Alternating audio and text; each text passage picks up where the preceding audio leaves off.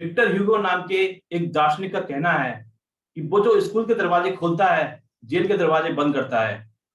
Education की ये भूमिका है हमारे लाइफ में। बट एजुकेशन की हम देखते हैं 12 से 18% की रफ्तार से इसकी कॉस्ट आगे बढ़ रही है, जिससे हमें आज अपने बच्चे का एडमिशन कराना है तो हमें एक इंस्टीट्यूट में एडमिशन के लिए बहुत मोटी फीस चुकानी पड़ती है। ऐसे में एजुकेशन लोन की एक बहुत अच्छी भूमिका होती है, मगर एजुकेशन लोन के कुछ निगेटिव एस्पेक्ट भी हैं। हम उनको इग्नोर करते हैं तो हमें नुकसान भी उठाना पड़ सकता है। आज मैं आपको एजुकेशन लोन के कुछ निगेटिव एस्पेक्ट के बारे में बताना चाहूंगा। नंबर 1, एजुकेशन लोन में किस तरीके के फ्रॉड हो सकते हैं। नंबर 2, एजुकेशन लोन किस तरह से हमारे लाइफ गोल्स, रिटायरमेंट के लिए हानिकारक सिद्ध हो सकता है। नंबर 3, एजुकेशन लोन हमारे लिए किस तरीके से फाइनेंशियल लॉस भी कर सकता है। नंबर 4, एजुकेशन लोन हमारे लिए किस तरह से बच्चे के स्टार्टिंग करियर में एक बहुत ही एक बाधक साबित हो सकता है। इस वीडियो में हम आगे चर्चा करेंगे।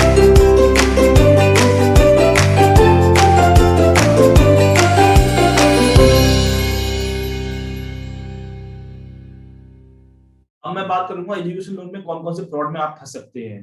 नंबर 1, एक केनरा बैंक का फ्रॉड है, जिसमें क्या हुआ था, 15 लाख का उन्होंने एजुकेशन लोन एक ने पेरेंट्स ने अप्लाई किया था, और केनरा बैंक ने 10 लाख का लोन, एजुकेशन का लोन पास किया और 5 लाख का पर्सनल लोन पास कर दिया।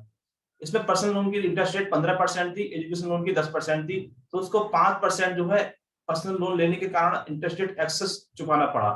बाद में जब कस्टमर को रियलाइज हुआ, कस्टमर ने उसकी कंप्लेन की, काफी भागदौड़ के बाद उसका इंटरेस्ट का जो एक्सेस अमाउंट था उसको वापस किया गया।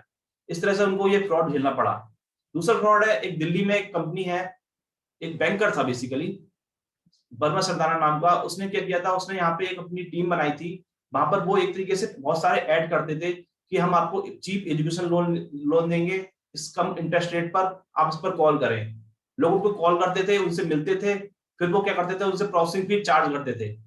प्रोसेसिंग फी लेकर वो उनका फोन स्विच ऑफ हो जाता था, या वो अपना जो ऑफिस का एड्रेस है उसको चेंज कर लेते थे। इस तरह से काफी लोगों उन्होंने उन्होंने चूना लगाया। बाद में पुलिस ने उनकी बहुत सारी भागदौड़ की और उनको पकड़ भी लिया था। तो इस तरीके के कुछ एजुकेशन लोन पे फ्रॉड होते हैं। आप अगर उसको ध्यान में नहीं रखते हैं तो हो सकता है आप उसमें फंस भी जाएं। आपको बताना चाहूंगा एजुकेशन लोन से किस तरह से हमें फाइनेंशियल लॉस भी होता है।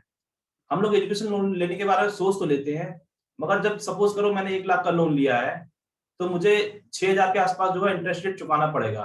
6% में मान लेता हूँ मिनिमम, वैसे तो 10% होता है।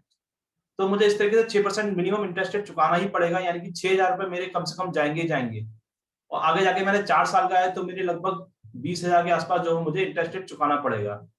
और वही मैं अगर स्टार्टिंग में अपनी प्लानिंग कर लेता हूँ और मैं अगर कोई इन्वेस्टमेंट कर लेता हूँ जहां पे मुझे 5 से 4% भी मिलता है, तो मुझे अपना इंटरेस्ट रेट चुकाना नहीं पड़ता है, बल्कि मुझे इंटरेस्ट रेट मिलता है।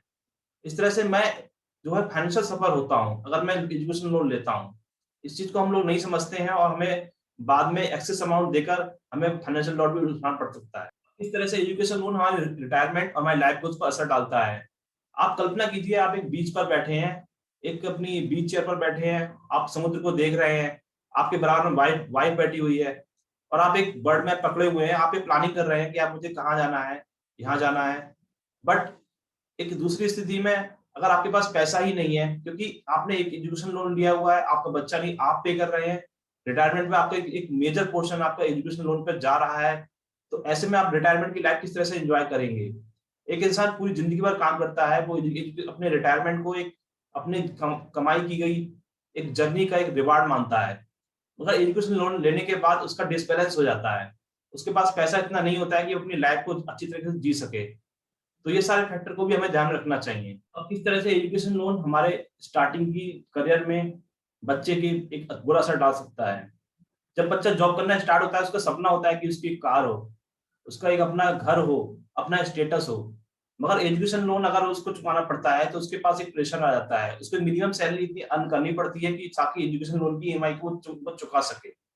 इसके अलावा एजुकेशन लोन अगर अगर बच्चा रेंट पर रहता है, मान लो उसका घर अपना होम टाउन है और उसकी job outside of home town है, तो उसको रेंट भी चुकाना होता है। तो ऐसे में वो किस तरह से खर्चे को निकालेगा। इसके अलावा बहुत सारे और भी फैक्टर हैं। अगर मान लो एजुकेशन लोन पर डिफॉल्ट होता है, तो उसकी कोलेटरल अगर कोई प्रॉपर्टी रखी हुई है तो वो भी सीज हो सकती है, और उसका क्रेडिट स्कोर है वो भी खराब हो सकता है।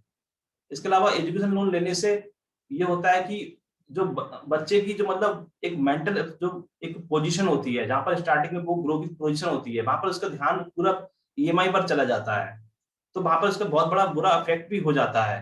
आजकल एजुकेशन लोन ले तो लो, बट ये कि वर्ल्ड क्लास एक अच्छे कॉलेज में एडमिशन करा लो, बट ऐसा कोई गारंटी नहीं है कि वहां पर एडमिशन हो ही जाएगा। ऐसे में एजुकेशन लोन को किस तरह से चुकाएंगे? तो ये सारे फैक्टर अगर हम ध्यान रखते हैं तो एजुकेशन लोन लेंगे तो जरूर ही एक अच्छा डिसीजन हमारे लिए साबित होगा। हो सके तो इस वीडियो को शेयर करें, अच्छे